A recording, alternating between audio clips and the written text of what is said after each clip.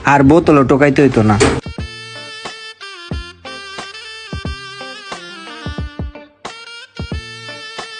কি অবস্থা ভাই, কেমন আছেন? শোক ভাই, আপনি যে গাড়ির কথাটা কইছিলেন না, এই গাড়িটা আমার লয়ে দেন। যা লাগে আমি আপনারে দিতাছি। আরে দিমু তো, গাড়ি ওইটাই আপনারা দিমু। মালিকের লাগে কথা কয়ে আপনার গাড়ির ব্যবস্থা করে দিমু না। হ্যাঁ আচ্ছা ঠিক আছে, যান। এই লোকটা কেডা? প্রত্যেক দিনে দিক দিয়ে এইভাবে ঘুরে।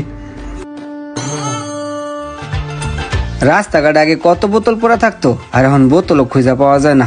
ওই যে একটা বোতল পাইছি।